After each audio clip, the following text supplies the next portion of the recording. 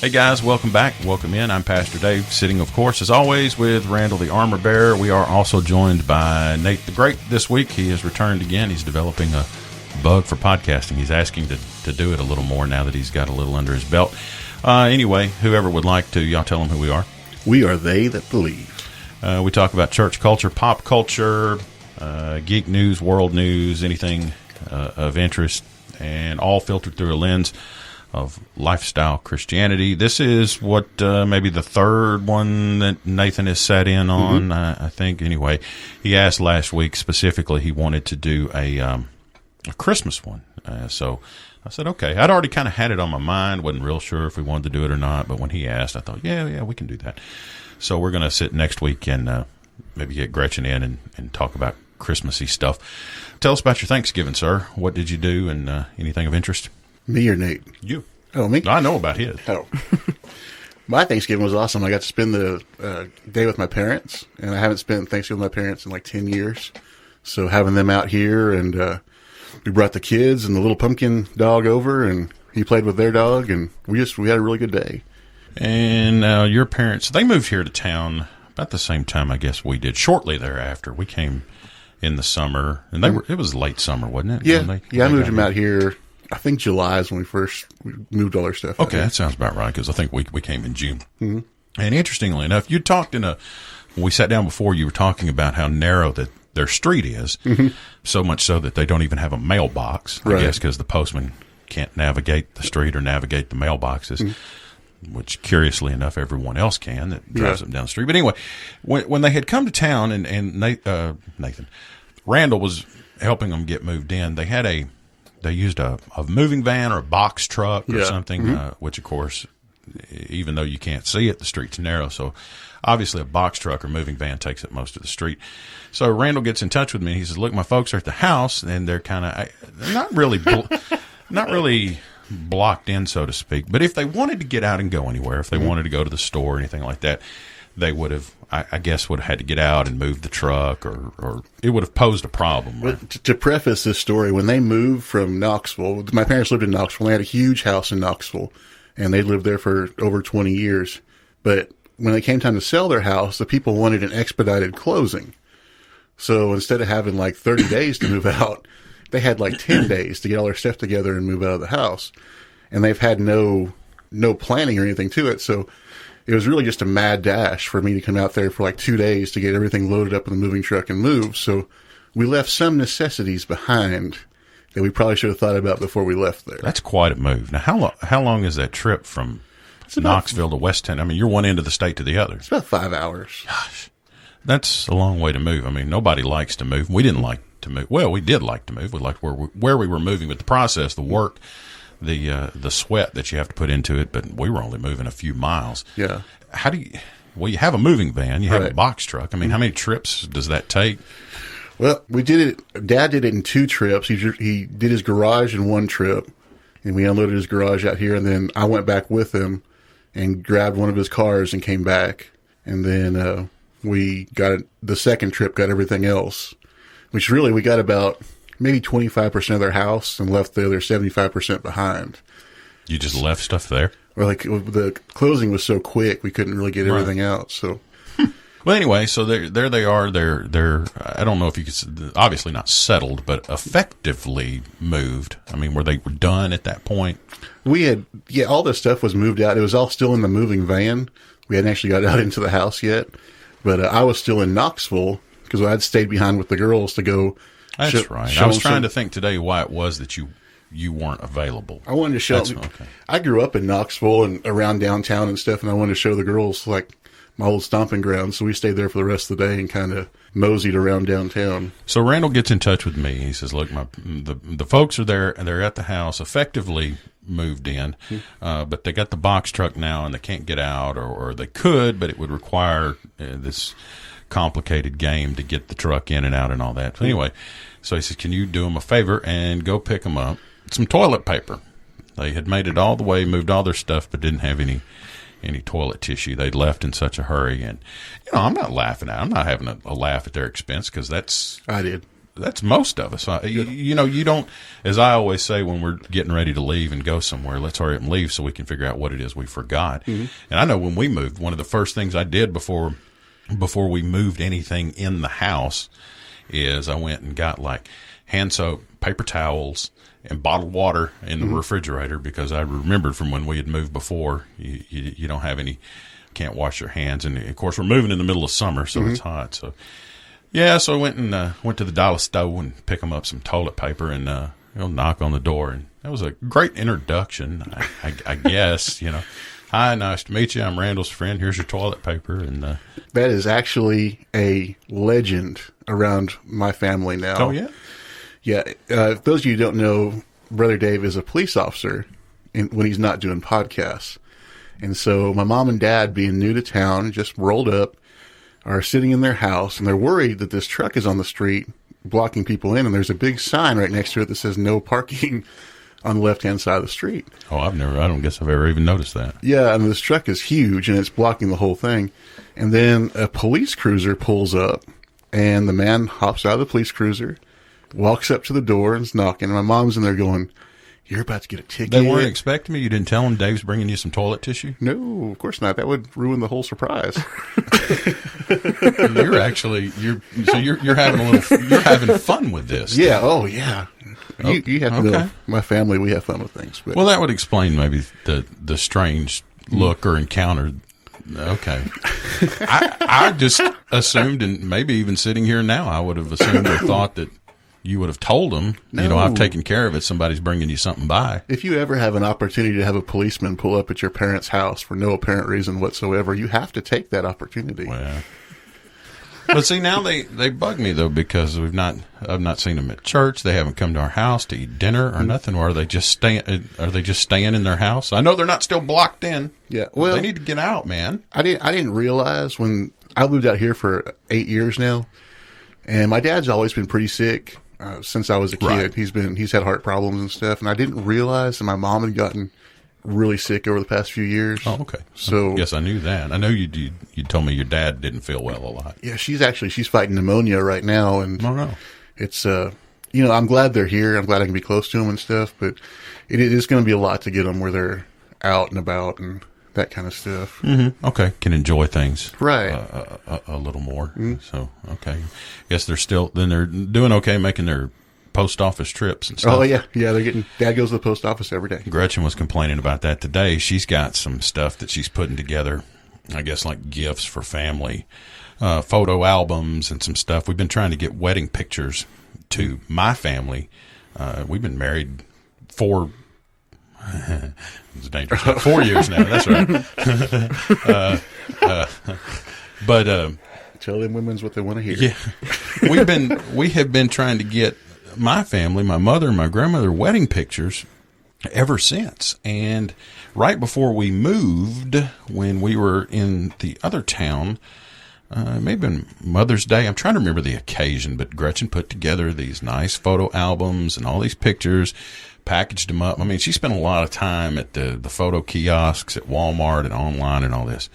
And when I don't remember which one it was. Well, it was both of them, but whichever one it was, I talked to my grandmother or my mother, and they were like, "Did you guys send us something in the mail?" And I'm like, "Well, I think Gretchen did." And they got like shards where they were shredded up, and both of them. And it was happening at the post office at the time where we lived, because I would get stuff, packages and things like that would come shredded up and repackaged, and I guess they have some problems with their machines there. So that's been, I don't know, another year, because it was several months after before we knew there was a problem with that. And so now she's repackaged them again. Where was I going with all this? Oh yeah. So now she's trying to get them to the post office to get them in the mail. Well, as we famously discussed, the post office in our town only opens 17 and a half minutes during a normal day. It's open between 8 and 8:17 every morning. And the one in the neighboring town keeps a little better hours. Yeah. They're open a little later, but still only until 3:30, I think she said. And that's just about the time she's getting back home or getting into town. So now she's mad because she's like, there's no post office I can go to. I cannot go during the day and all this, but which is no big deal. I'll get up and do it. But it just goes back to that idea of why we can't have the post office open during times when it can serve people. Do you think that, like, because I remember when I was a kid, letters would take forever to get. I have an aunt in California, and, you know, we would correspond back and forth, and those letters would take forever to get back and forth. And now I think with all the tracking where you can have it shipped to your phone and everything, when, you know, do you think we're just like a little too, I don't know. Well, no, but you know, it's not even about the speed of the mail or things like that. I mean, is it slow compared to many other things? But and I don't understand who these people are that get bothered every time the mail goes from, I don't know, a letter goes from 41 cents to 43 cents. And, you know, if I'm saying, hey, here's a handwritten document that I'm handing to you, could you take this across country and deliver it? I don't think, you know, 43 cents, 45 cents is too much to ask. I'm just talking about just a business model of being able to go in and be served and have your things, your boxes packaged up and all that, is to keep hours that make sense. I'm not saying, you know, be open till 7, 8 o'clock at night. I don't, you know, I think anybody, even I work nights, and I would think that's unreasonable. But just normal business hours during the day. Don't close at lunchtime. Don't close at 3 o'clock. I mean, really though, if you're sending a letter or getting a letter, where else you gonna go? You know? Well, that's not really a big deal. You can stamp. You know how much it is to stamp a letter. You can drop that in a box. We do that all the time. They can pick it up when they get to it. I'm talking about being able to go in. Nobody goes into the post office just to mail a letter. I wouldn't think. Right. But just have, and they say, you know, this whole thing started a couple of years ago because the post office is struggling and they're not bringing in the money. And this doesn't, as a move, doesn't make sense to me. Obviously, they're going to save in effect of not having to pay people to work the window or postal care, whatever it is they do. They pay those folks like $20 an hour anyway, so. But, you know, if folks aren't using the postal system, if they're not using the mail service, it doesn't make sense to me. They're certainly not going to use it if they can't come in. And as I mentioned earlier, taking the stamp machines, the stamp vending machines out of the post office, that make no sense to me. Yeah, that's like free money right there. And people can come up and serve themselves, especially if all they need is stamps. But I guess at this point, unless you're using stamps.com or something like that, you've got to go in to get stamps. And now you've got to tactically choose your time to go in. You can go across the street to Hester's and get them, but I don't know if they charge stamps. Yeah, well, I didn't know that. That's the drug store across the street. I don't know if they charge you extra for that, or I don't think they would. But I've seen a lot of convenience stores. Have you ever seen this where you go in and up at on the counter near the register, they have envelopes that are already stamped. And they cost an arm and a leg. Yeah, like $1 or something. Well, you know, about twice as much as what you would pay to stamp an envelope yourself. Convenience fee. So we got internet turned on at the house. We're always behind the times.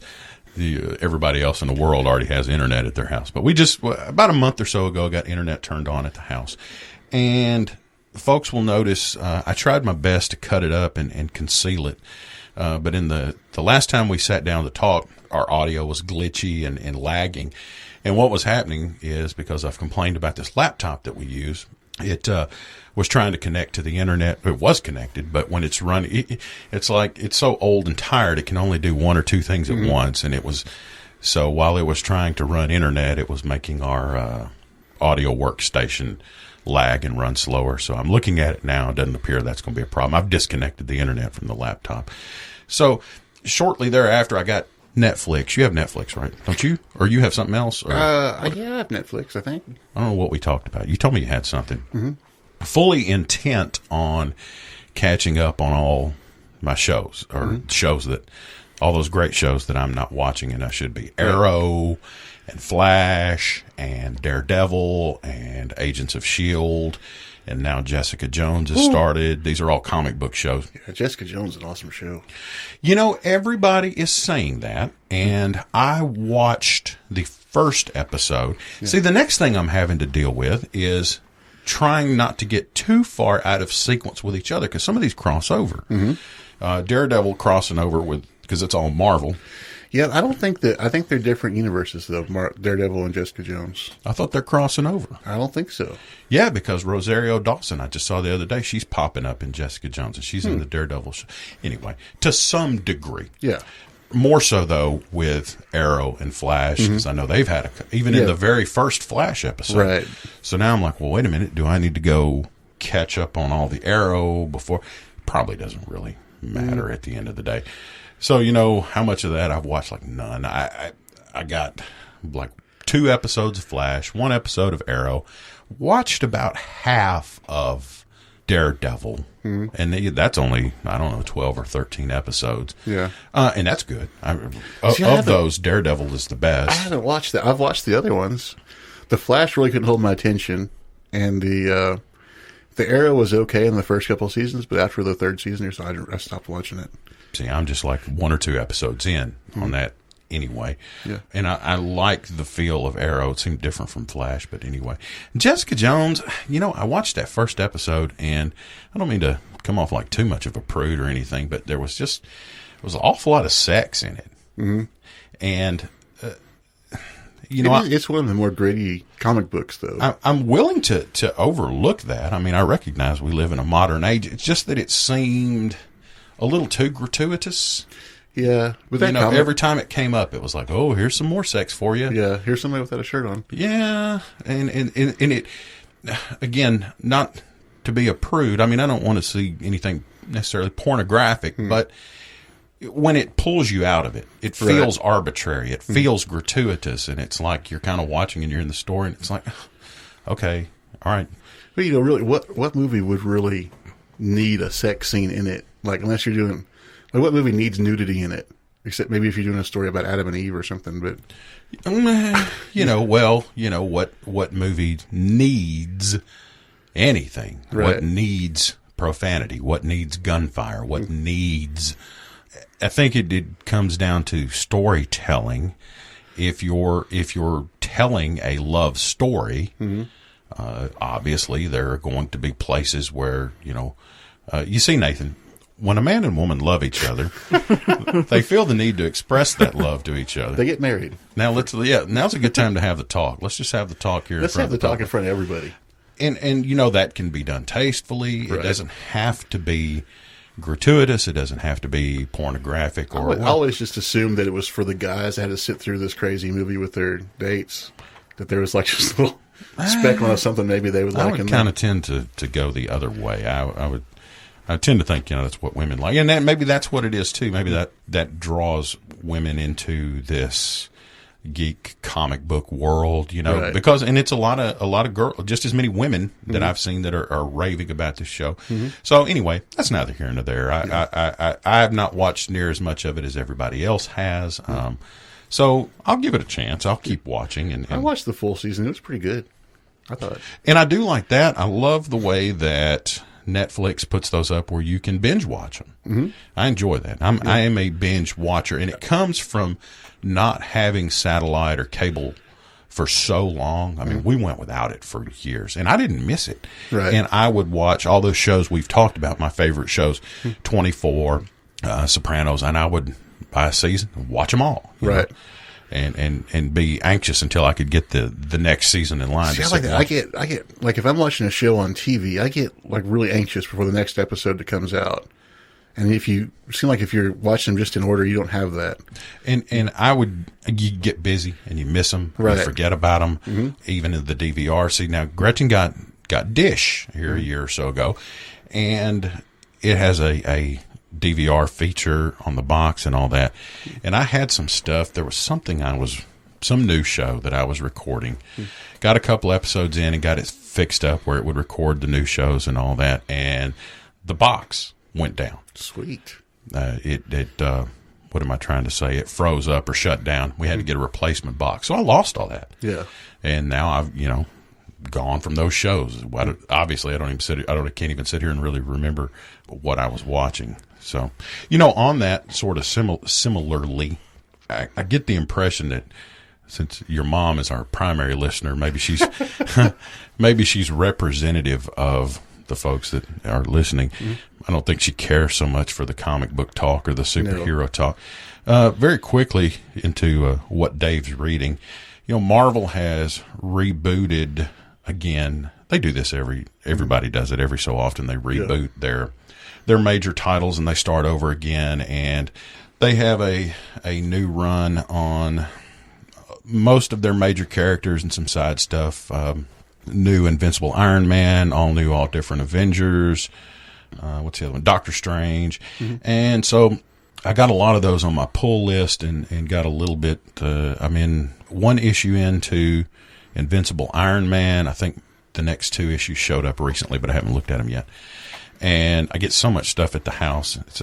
I'm destined. I'm probably bound to die surrounded by books that I never read and intended to read. You're 10 years from an episode of Hoarders, probably. Yeah.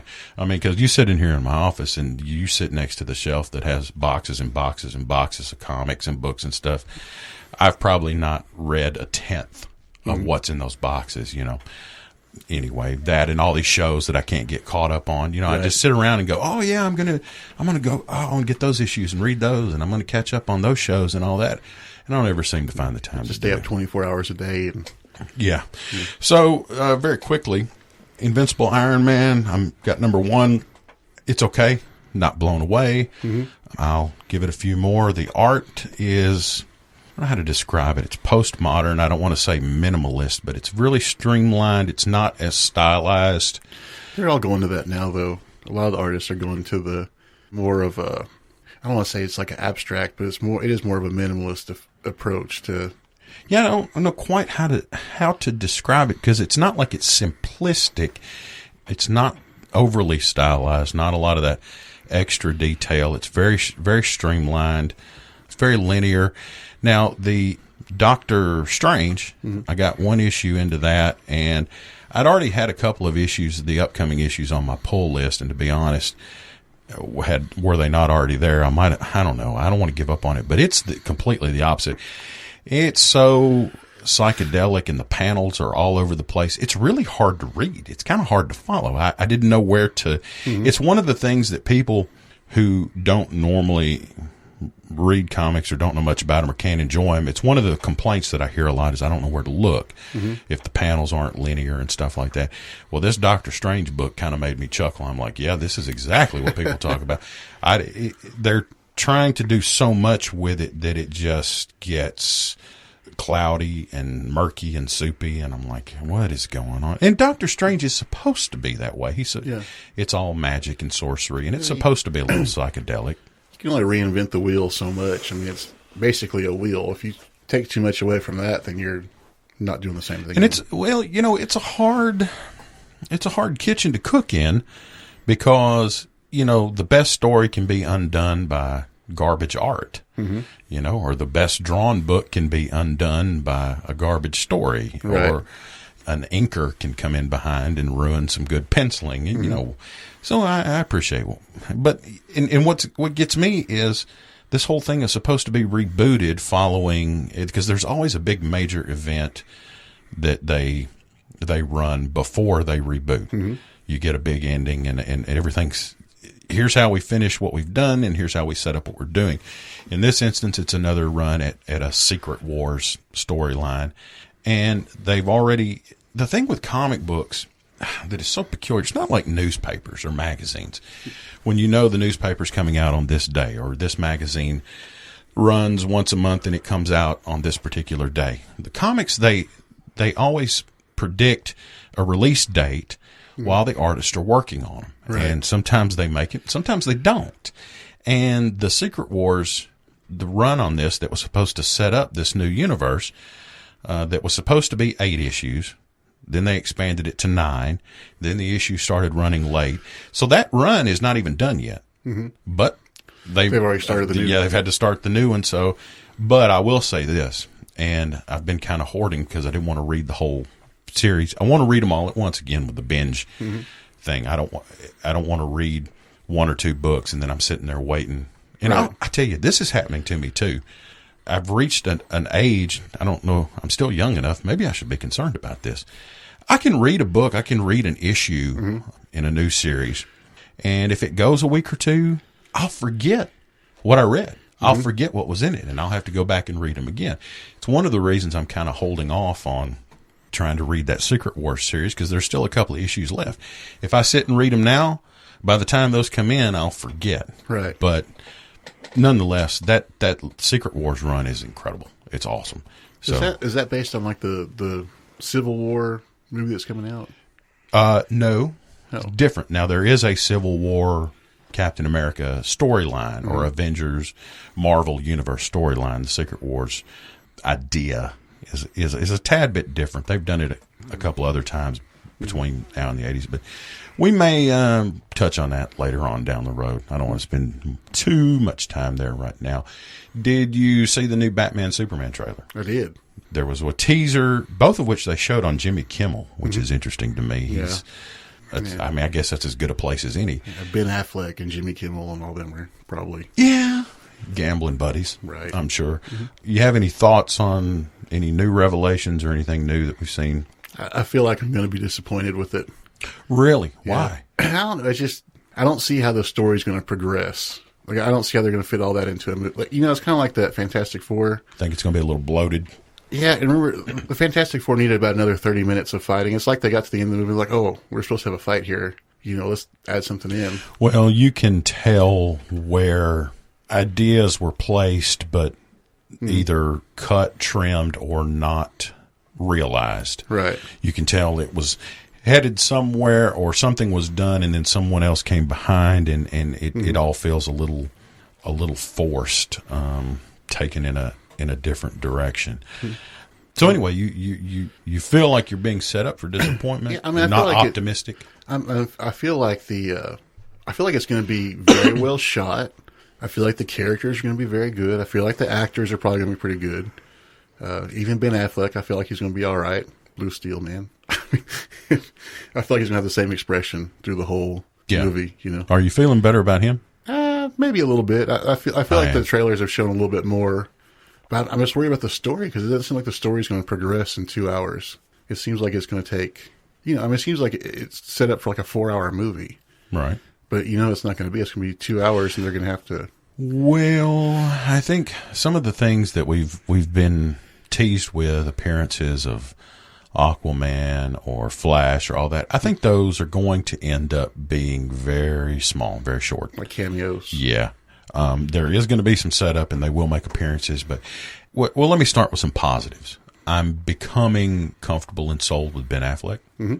From what I see, he's nailed it. And what's really neat to me is, having watched some interviews with him after, he seemed even skeptical himself when he was approached about it. Like, I don't know that I'm the guy. And I was watching him do a panel recently, and he said even when he got there and was trying, he just wasn't sure. And Zack Snyder, the director, was like, "No, you're the guy. Follow what I'm." And he said once he got Snyder's direction and then saw it, he's like, "Okay, I get it." I feel like he understands the weight of the character. There's a weight that goes on your shoulder for being Batman. And I feel like he's taken that seriously. Yeah. I mean, if he'd have been playing it like, oh, that's just another gig, but I feel like he's taken the role seriously. So on the upside, yeah, I like him, and I was maybe a little skeptical. I don't hate him. I wasn't as mad as some folks were, but he's winning me over just in the pieces I'm seeing already. I'm thinking, okay, he's gonna pull it off. He's gonna nail it. The one thing that really jumped out to me that kind of made me shake my head is, well, we see the appearance of Doomsday now. I'll talk on him in a minute. He's that big villain-looking guy that you see at the end of this new trailer, and that's totally okay. I'm glad. There was rumors that Doomsday might pop up. He's the first one who killed Superman. Yeah. Here's the problem, though. Are we going to see yet another third act where we fight off the alien and destroy the city again? That's what I'm thinking. The story's got to be... I don't know how it's going to progress, because it just seems like there's too much stuff to fit in there. I mean, I'm sure it's going to come out okay, but I don't know. It's worrisome. So it's just like we've seen with in Avengers and even Transformers, all these superhero movies from the last few years. It just seems to go to the same place in that third act. Here comes the alien invasion. And what gets me is that's even supposedly, if we're all understanding right, the premise of this one is Bruce Wayne is mad because Superman and his alien buddies got in a fist fight and destroyed the city. But yet there we see in the third act, Wonder Woman, Superman, and now we're going to destroy. I mean, not that I don't get it. I mean, and maybe Batman now understands, oh, yeah, it's not my fault. I got to fight off the threat. Just from terms of a storyline, it's just I would like to see something different. Do we have to see Bruce Wayne's parents get killed again in Crime Alley? We've seen I think we know that. We've seen that a squillion times. Do you think there'll be a reconciliation at the end between Batman and Superman? Well, yeah. Yeah, obviously. Well, you see them there at the end fighting side by side. Yeah, but do you think it'll be like a real... Do you think it'll just be like they can deal with each other? Or? Well, Batman has always been, even in that group, has been an outsider of sorts by his own choice. Right. He's always the smartest guy in the room. His difference, what separates him from the rest of those meta-humans, superhumans, is never forgotten. Yet they respect him because he is always the smartest guy in the room. And it's not uncommon in the comic storylines for him to come up behind and save them. They usually rush in with their overly confident, superhero arrogance. And then he usually pops up somewhere and is like, you guys did it again. Okay, well, let me help you get out of this one.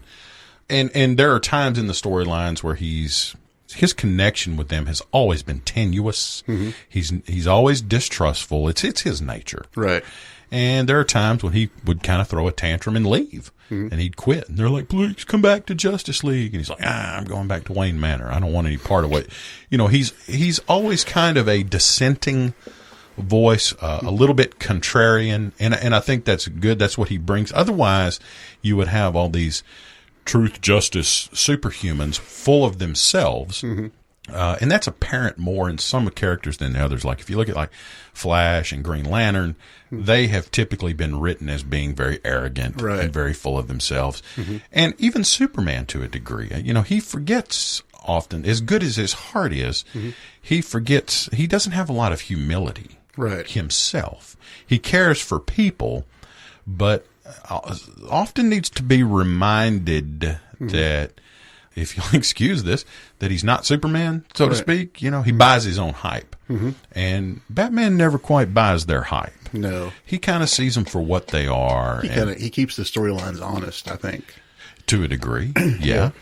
And is that contrarian dissenting voice that I think is important. All right, so here we sit between Thanksgiving and Christmas. Did you get out and do any of that Black Friday shopping? Are you that kind of person? I wouldn't think you were. I am Amazon shopping this year, like not even leaving the house. I just ordered everything online. Internet's the way to go. Did you do Cyber Monday then? Yeah, I did. Now we have a whole new holiday. We have Cyber Monday. Actually, I didn't do Cyber Monday just because of that. I did when I got paid Thursday. Okay. When I got paid, I put my order through. When you had the money. Right. We were... Nathan and I were driving by the evening of Black Friday and drove by one of the local Walmarts, and it surprised and shocked me. Most of the people were doing their online shopping this season. Yeah, well, what was going on was, and I pointed out to him, the parking lot was a third full. Late afternoon, early evening, or afternoon. I said, wait a minute. Isn't this place supposed to be full? Am I not supposed to be able to drive by and see fist fights out in the parking lot? And Nathan kind of buried the lead there, but that was my question.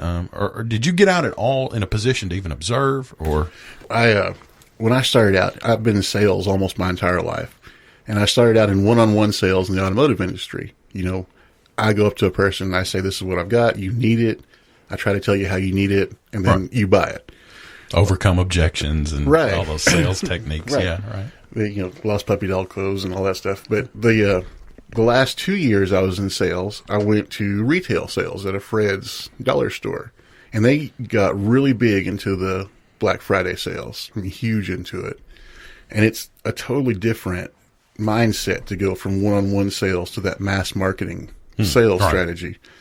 But yeah, I wouldn't even go anywhere near a store. I used to hate that day so bad when I worked at Fred's. Well, so the question is, and it's all just speculation, and maybe I can't imagine why this one store would not be representative of others. Maybe it is. I don't know. But why, at least in this one store, maybe I shouldn't assume that Black Friday was not as busily traveled or whatever as normal, just because of this one parking lot. Nate postulates that maybe it's because people are doing more online shopping. I say, if I had to guess, just from my own personal observation before Black Friday, I didn't see, looking through circulars online, I didn't see anything that looked like a great bargain to me. It was like $50 off a laptop here. Or, what I think, and it's kind of a shift in marketing over the past few years, is that they went from having early Friday morning sales to having late Thursday afternoon sales. Now they have... Maybe that's it too. Maybe folks had already, you know, all the scavengers had already come in. And I think Walmart has started like noon Thursday having sales on different things. They push it earlier and earlier and earlier. And I don't remember this. I've always been a little cynical about these holidays. They're in the consumerism and thing.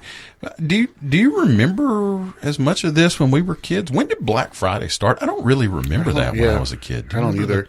I remember my friend's mom used to go to Walmart at like 2 o'clock in the morning for some reason on a certain day of the year, but I think it was just because nobody was there. And it seems like maybe I do recall like after Christmas shopping and business being a little heavier on that weekend, and they would offer deals, but not this.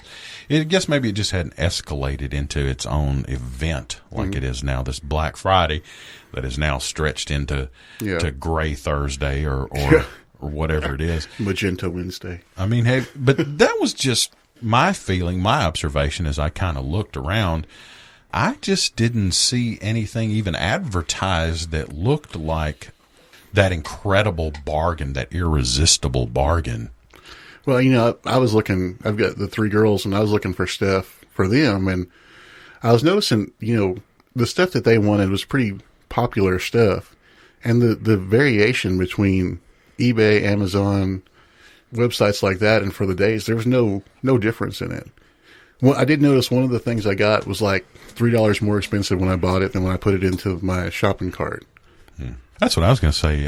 And I buy a lot online, and I don't find a whole lot of price differential from retailer to retailer. You may be able to find it open box or something like that on eBay. Yeah. You know, I noticed on eBay now that they have a trending price on it. Like I was buying a camera, and they have you know, that was trending at $99.99 or trending at such and such. You know, which just gives you an even sharper picture about what they're going for. I guess that fluctuates a little bit, a little more quickly. We were at Walmart here a couple of days ago, and this was interesting. Had an exchange with the lady at the sales counter. Oh, I was buying a DVD or something, and you had to be a certain age to get it. And she says, you know, with the smirk and all, you know, are you 17? And yeah, I'm like, yeah, I was once upon a time. And she's like, you know, it's just the rules and we have to ask. And look, I am not one of those people that's like, how dare you, all these silly rules and all. Yeah. I'm kind of a conformist rule kind of guy. I am. And I like people who are, I know that rubs against so many people in their way of thinking, but I think this world would be a lot better. I know how this is just going to completely drive some people nuts. The worst I've ever seen was a guy at Walmart trying to buy 22 shells, and they asked him for his birthday, and you thought they were putting on some sort of government website. Wanting his name and all. But I mean, just flat out, I'm a conformist kind of guy, and I like people that are. I'm not a rock the boat kind of guy. No, and I think our world would be a lot better. A lot of times, this is so crazy, especially in our internet culture. If people would just comply and go along. Well, no, as somebody who's managed people, I mean, if you tell them to ask for the age when they're ringing something out, then you want them to ask for the That's age. part of it too. I mean, even if you don't like the rule, please be kind to employees who are trying to do as they've been instructed by there's no reason to be abusive to somebody who's bringing you food or ringing up your sales or any of that kind of stuff. So anyway, you want to hear my funny story from last night? Yeah. Oh my gosh, I'm afraid I'm going to admit to this, but I was calling last night for pizza for my girls. And, you know, we were going to have Hamburger Helper, and threw a fit. They wanted something else. I was like, all right, let's go get pizza. I said, the Pizza Pro's cheaper right now. They got a sale going on. So I called, and the guy says, I said, what's your specials? 2 medium, 2 topping pizzas for $12.99. Okay. Okay, pretty straightforward, right? 2 medium, 2 topping pizzas, $12.99. My daughters will only eat sausage or cheese. Okay? No pepperoni, huh? But no pepperoni, but either sausage or cheese. So I was like, okay, that's cool. So I was like, I'll have a one pizza that's half sausage, half pepperoni for me, and one that's just cheese. Well, that's just one topping. I was like, okay. He said, well, that's not part of the deal. I'm like, so you're telling me that I can't get a one topping pizza for $12.99 at the discounted price? Right. It requires you to do less effort. Right. Requires less of your product. So I was talking to the guy about it, and I was like, that doesn't seem kosher. That it was just one topping, and the guy got kind of angry with me on the phone. So I was like, hey, can I talk to somebody else maybe that might know? Because he kept asking somebody else questions while I was on the phone with them. Yeah. And to play devil's advocate, though, how many times do you think he might have had to have that conversation? I don't know, because he didn't know. I mean, he just didn't, and could be that. It could have been just stupid. Yeah, well, I don't know. I hate to say that anyway, but so I asked. Maybe that's not actually a rule. Yeah. It just confused him because. Yeah.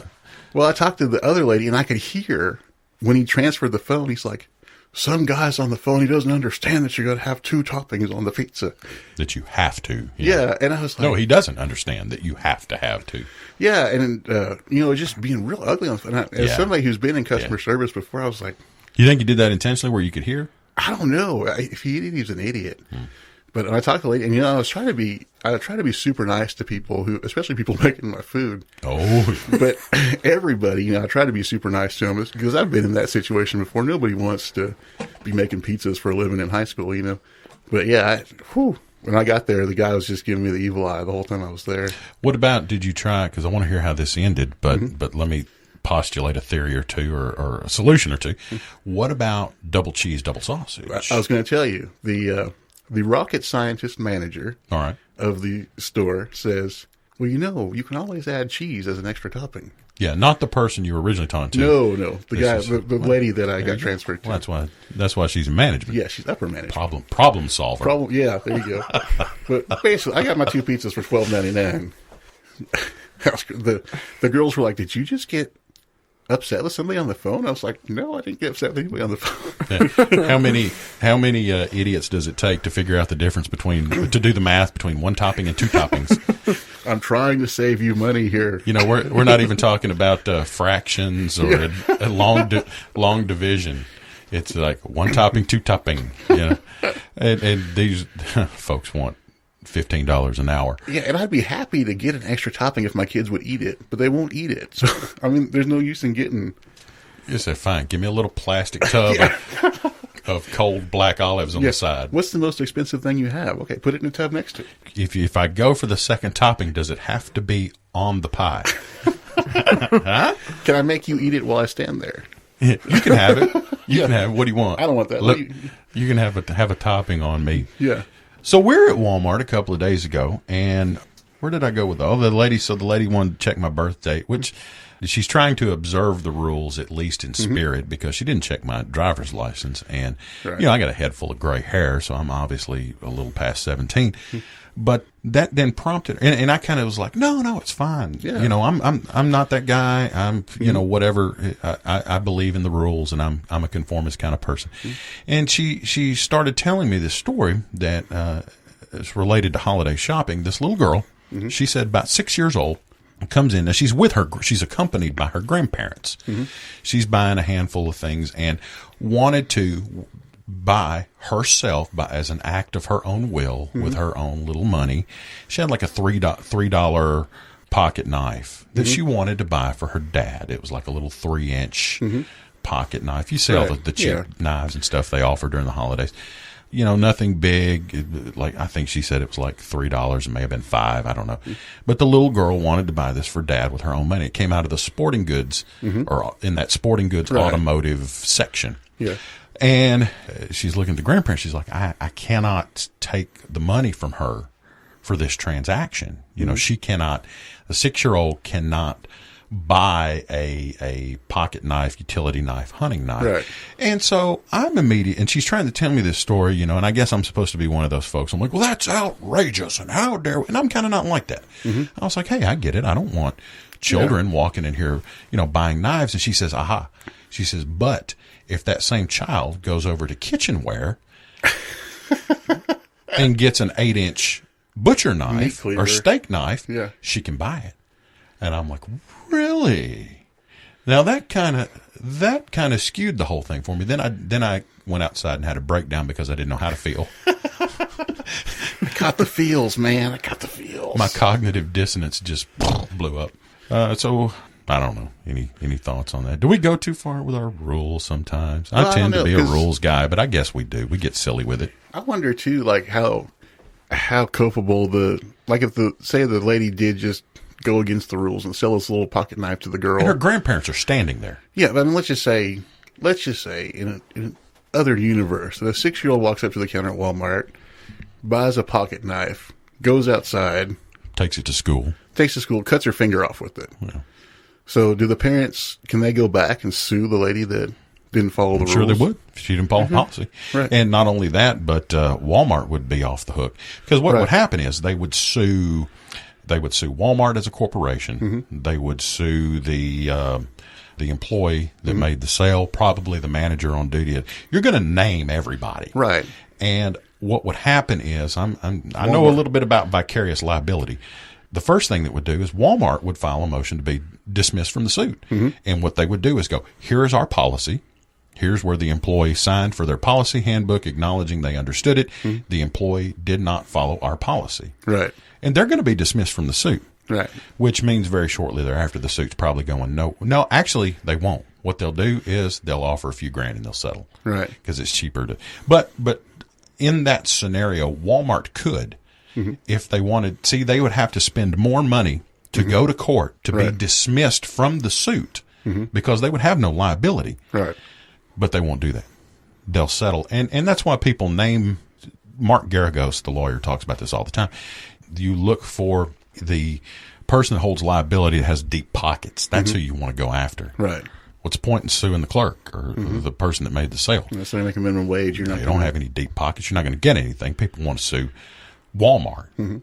So I don't know. It gave me a lot to think about, and zero tolerance, like that's garbage. Mm-hmm. That sounded good, I think, when we all came up with it, but zero tolerance is just absolute garbage. Zero tolerance means zero reasoning, means zero thinking. Yeah. We've removed any ability to navigate our own rules. And they're self-imposed, especially like, a corporate policy or something like that. It's not like you can't relax them. I mean, I want to be sympathetic to the employee, but we should allow a little bit of room for something in this instance where they're accompanied by an adult. Mm-hmm. One of the things I saw somebody getting mad about recently, I don't know, I've not been in a position to experience this, but Walmart apparently, I don't know if it's corporate policy or local statute, maybe local law, not here, but wherever this was, people were complaining about, you could not purchase beer or alcohol with a minor present, like in the company of a minor. Like if I wanted to go into Walmart and buy a 6-pack of beer, I can't do it with Nate accompanying me. Oh, and man, somebody was just mad about that. And I'm like, why? I like it. Mm-hmm. I think it's a good idea. I do too. I mean, if you don't have enough class to like go make your beer run or go buy your alcohol without taking children with you, then I guess I understand why you don't get that rule. I don't understand why people don't think that's a big deal, drinking in front of your kids. I mean, some people think that's just not a big deal at all. Mm-hmm. And send them to go get them a beer. Yeah. I think perhaps there may have been a time when that may have been a little different. Yeah, probably in the 50s, the Mad Men area. I don't want to excuse it or say that it was ever okay. Nate, you have any thoughts on this? Well, as you said, people need enough dignity to not bring their kids to buy alcohol or alcoholic beverages. It's just, that's about it. I mean, I like it. He repeated what I said and said that was exactly right. Yeah. It's perfect. He basically said that his dad is a genius. Mm-hmm. Well, Well, think about it. I mean, a kid could walk up to an adult and give him money, and he could go in there and buy alcohol for high school parties. Well, I think that's the idea. That's the target. Is I'm assuming the goal of this is to try to stop people from purchasing alcohol, making a straw purchase, Right? purchasing an alcohol for a minor, or since he can't, like the 6-year-old with the knife, since they can't come in and buy the knife, or they can't come in and buy the beer, I'll go in and buy it for them, and we'll walk out the door and I'll hand it to them. And I get that. Now, is that effective in actually preventing that? No, probably not. The kid stands outside, gives the guy the money. The guy goes inside, gets the beer. So then you get the whole idea. I guess I'm not saying that like it makes sense or that it's even effective. I'm just saying, I was saying to someone who was really up in arms and really offended about it, I'm saying, I don't care. I don't have a problem with it. No. To me personally, I think you ought to have enough class and self-respect that, and again, I said earlier, I'm not a prude. Maybe I'm a prude. You ever wonder, like, if the definition of a prude, like, goes down every generation? Like, because my parents would think that, or not my parents, but my grandparents would think that, like, you know, the things that are happening today were just, way out there, you know. Yeah, probably. We're probably just getting older, is what it is. It like the word gentleman. Yeah. Like, I use that word a lot when referring to people, and usually when I use it, I'm not referring to really to anybody that's nice. And secondly, I'm not talking about a respected landowner who's registered to vote. Right. Or has horses, you know. I use the expression gentleman and a scholar, and usually the person I'm talking about is neither a gentleman or a scholar. I don't know why. It's just one. There's probably a lot of words in our lexicon that are like that no longer I hear Abby. Open the door and let her in so she'll quit crying. Come on, Abby. A lot of words in our lexicon that have come to take on a completely different meaning. Again, when we use the word gentleman now, we're not referring to landowners and people that have horses and estates and plantations, or that are members of society or things like that. That's interesting, though. Yeah, probably a lot of those, like literally. That one we've completely lost that one. Right. Oh my gosh, I saw that and I literally pooped my pants. And you did? Yeah. You literally, actually, it made you lose your bowels and you soiled your pants. Literally. I jumped out of my skin, literally. Yeah. So anyway, if you're doing that, stop. Knock it off. Especially if you're 11 and living in my house. Stop doing that. Do you get a lot of literally? I get a lot of literally. Usually probably when they're fighting. Yeah. And they're mad at each other. Yeah. She literally came in here and... She hit me as hard as she could. I'm like, no, she didn't. She hit you as hard as she could. The bus incident. What happened on the bus? Oh, gosh. I drive the church van usually. And... the church bus, not school bus. Yeah. Okay. The church bus is usually a collection of some different characters, you know, usually younger. I got a whole bunch of young kids that ride the bus. And do you have a fight breakout? We had a semi-fight. One person hit another person. The other person hit the person back. And then the person that got hit back harder than the original hit. So you're having to mediate all this? While I'm driving the bus, yeah. So eventually I was just like, you know what? You got 3 blocks till the next stop. Let's just go. Let's just get over it. And, yeah, it's always like that. You put any kids in a confined space together, somebody's going to get in a fight. Somebody's going to get somebody's nerves. Competing for attention and things like little dogs. Right. They want what the other one has, or make sure somebody ain't got something that they've gotten. So we were actually at Walmart doing a number of things, but looking at stuff for Christmas. And, again, this probably shouldn't surprise anybody. Gretchen is one of these magic of Christmas kind of people. She believes in the magic of Christmas and wants to put up her decorations. It was so funny because, like, after she sat down to eat her Thanksgiving meal, took that last bite, wiped her mouth, and got up and was like, it's time to put up decorations. It was like as soon as she put the fork down and finished her Thanksgiving meal, that bell went off. Those people it's like, wear ding, ding, ding. me out. But I'll say this. I love her. We do have a nice looking home. We have a nice it looks very pretty. Tree, a nice new tree that I went out and bought. And I've got the biggest bachelor Charlie Brown Christmas tree up in my living room right now. Oh, yeah? Yeah. It never really was such a bad little tree. But you're doing better than me because I wouldn't have one. I never had one. I have the kids, but I'm not into fluffing a Christmas tree or No. making sure the ornaments are on the right way or I the don't, lights. I don't have an objection to it. People No, want to if do you it. want to spend 3 hours fluffing a Christmas tree, fluff the Christmas tree. But I'm not going to spend that kind of energy on it. But she tells me, she's like, oh, Nathan wants a bicycle. We should go look at him while we're here. He'd run off somewhere else. And like, I don't care. I mean, I'm like, to me, that makes it easy. It's like, Yeah. what does he want? Bicycle? Great. Sweet. I can go look at him, price him. I was like, she was like, well, what about this one? What about that one? I'm like, well, go get him and tell him, get him. Yeah. Well, it won't be a surprise. And I'm like, I don't care. Hey, keep feeding me more. Keep feeding me more. I'm looking for convenience. Right. But I did have some magical moments. I think when we meet next week and we talk, some of the things I want you guys to think about, or I'll give you a heads up on. Christmas is past, and some of those gifts that you got that you enjoyed, memorable Christmases, and well, I guess for good reasons or bad, and things like that. So let me see what else is on my list. Anything else we need to cover? But that's what you wanted this year was a bicycle. So see, hopefully I didn't. I've not ruined the magic of Christmas. Man, that's awesome. Kids nowadays, like, they want some sort of electronic gadget they're going to stay inside and look at all the time. Man, I think you should get every kid a bike. Yeah, Get him outside. he's had several problems. He doesn't take care of them, and I was surprised though as we looked at them and priced them. I would have expected that they were more expensive. Not that they're cheap, but if you would have asked me, I would have expected more. When I was a kid, it seemed like I always had to work on my bike. Like, I don't know if I needed to work on it or if it was just some sort of habit from watching my dad work on his cars all the time, but I always had to, like, change the brakes out or Chain. put new tubes in it or something. I don't think people do that anymore. I think they just, if the wheel deflates, they just get a new bike. Believe it or not, my first bike crash was because my brakes locked up on my back tire, so I broke them off. You what now? Say that again. My back brakes, Yeah. they locked up on me, and I did a backflip on White Rose. I don't know. I don't think kids are as handy, or because the one bike that I got for, I don't want to use too much of my stories before we get into our Christmas pod, but the one bike that I got for Christmas was the one bike I had. I used for years.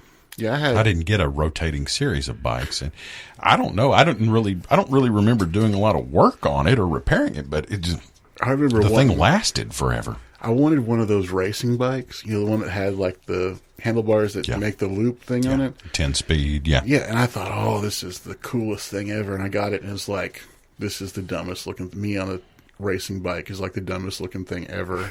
And they really drive differently. Yeah, You're really aware of it as a kid.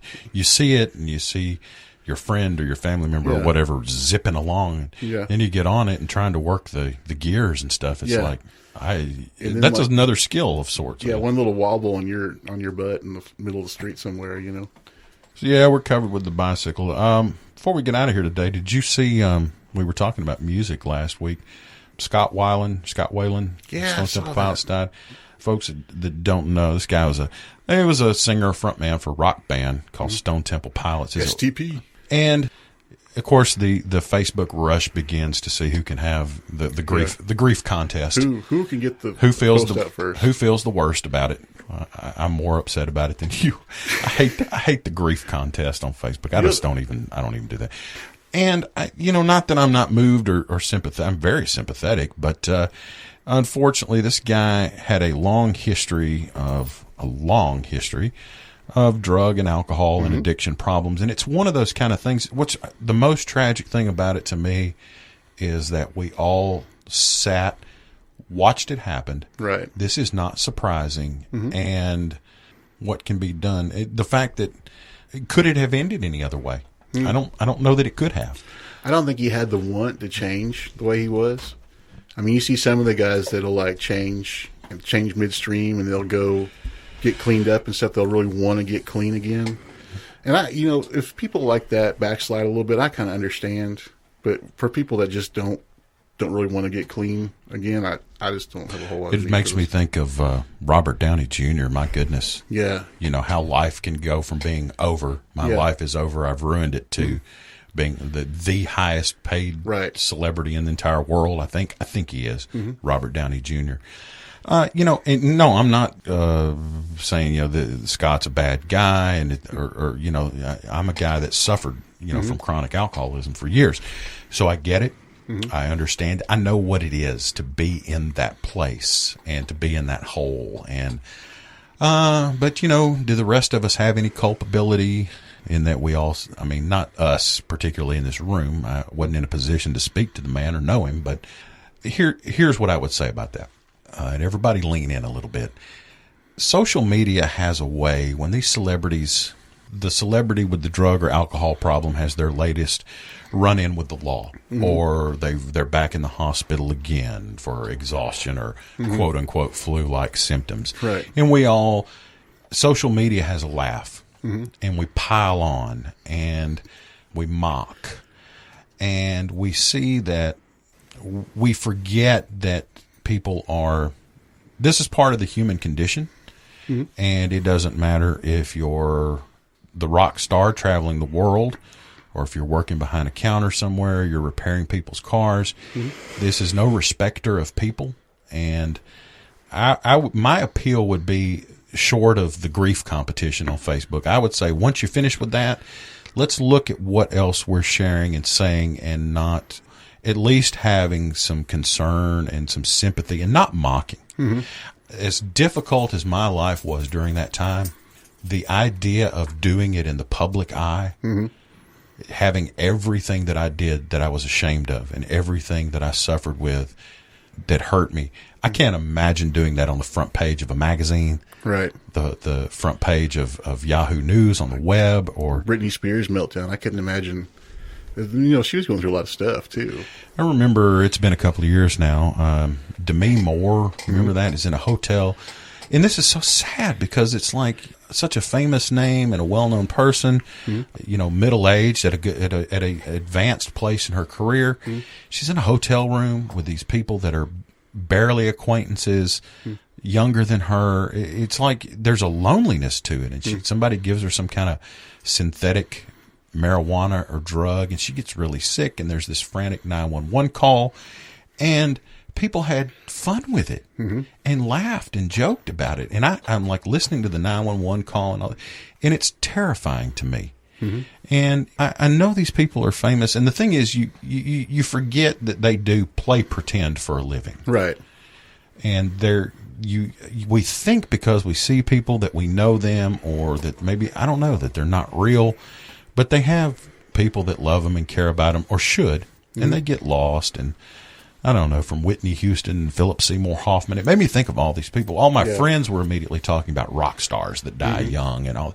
Like, this is really part of the human condition. Right. And you find yourself in such a lonely place on the end of that. So I don't, not to bring everybody down, but I always say that's why God didn't make me rich, because I probably wouldn't be around anymore if I was, you know. I don't know. I don't think it takes that. You know, I was never wealthy. It's just part of the human condition, man. So, you know, just, you know, be kind.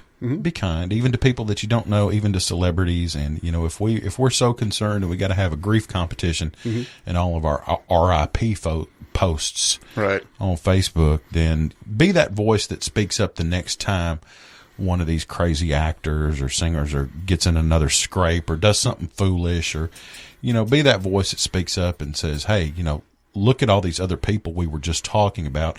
This person is obviously in jeopardy.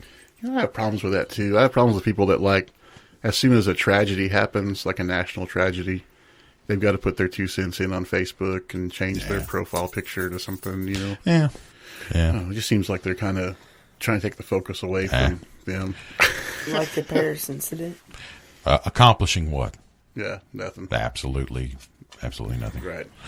So, okay. Well, we're going to come back next week if you guys are up for it, and you guys forgive Nathan. He didn't contribute a lot today, but he was unprepared. I didn't. We just sat down, and so, you know. You have to email us or send in your ideas for Nate's nickname. We got to have a nickname for Nate. Okay. Nate the Great doesn't work? Nate the Great. Well, it's better than Little Nate. Sometimes we call him because Big Nate, Little Nate. See, I used to brother. be Little Randy. My dad was Big Randy. I was Little Randy. Now I'm Big Randy, and he's Little Randy. So missed it on the front end, but hey, we've got some new things kind of going on. There's a new website. We've actually got a domain, so you can actually just go straight up to theythatbelieve.com. Sweet. It may be a little crude looking now. It's all new. The appearance will very likely change in coming weeks and months as we play with what color to make this and where to put this picture and all that kind of stuff. But we've got several good things going on. We've got a good domain that we can just take people straight to. Storage, it's not infinite, but it's like 2 gig of storage. So we have pretty much. I can run at least 2 years worth of stuff probably on there. Not running into the limitations like we had on SoundCloud. And what else? Anything else about that? The Facebook page still there, facebook.com/theythatbelieve. But if you haven't yet, check it out, theythatbelieve.com. What it is, it runs an operating system. I don't know if that's the word. A provider or a host called Podomatic, and they have a player on the page, on the actual web page. There's pop-out players for your phone, and the idea, I'm hoping it's more convenient.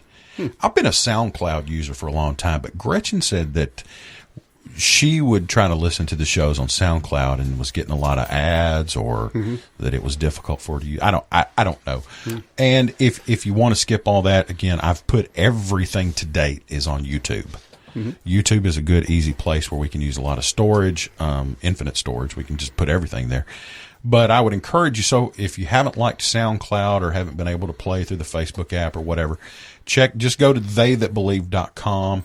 If there's something that's not working or a feature that you would like to see, some of that can be customized. So anything you want to do to hit us back and let us know about that. So, okay.